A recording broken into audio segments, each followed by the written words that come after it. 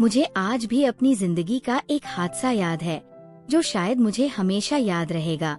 इस हादसे ने मेरी जिंदगी पूरी तरह से बदल दी।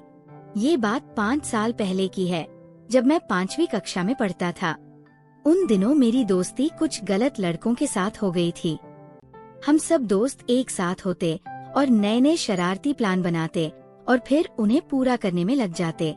कहते हैं कि जैसे संगत होती है वैसे ही आदतें बनती है। एक दिन मेरे दोस्तों ने मुझसे कहा, आज हमें स्कूल नहीं जाना है।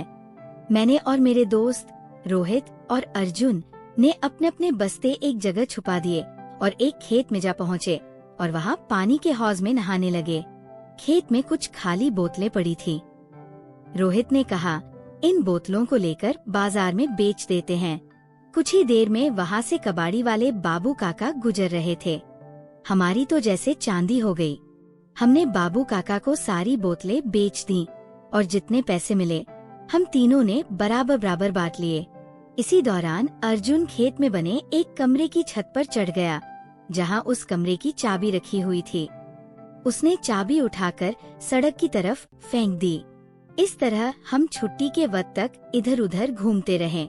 करीब 4:30 बजे हमने अपने बस्ते निकाले और अपने अपने घर की ओर चल पड़े। शाम को घर में अखबार देने वाला आया। मेरे पिताजी अखबार पढ़ते हुए अचानक चौंक गए।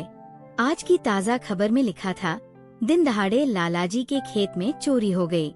खेत में बने कमरे से हजारों रुपए और जरूरी सामान चोर ले गए। इसी दौरान दरवाजे पर दस्तक हुई। कबाड़ी वाले बाबू काका बाहर खड़े थे। उन्हें देखकर मैं घबरा गया।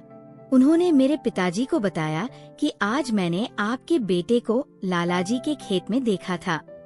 मेरे तो रोंगटे खड़े हो गए। मुझे याद आया कि अर्जुन ने उस कमरे की चाबी सड़क की तरफ फेंक दी थी। बाबू काका ने कहा, बेटा घबराओ मत, असली चोर पकड़े जा चुके हैं। लेकिन ये बात हमेशा याद रखना कि हमेशा अच्छे और नेक लड़कों के साथ रहना चाहिए। उनके जाने के बाद पिताजी और माँ ने मुझे बहुत डांटा।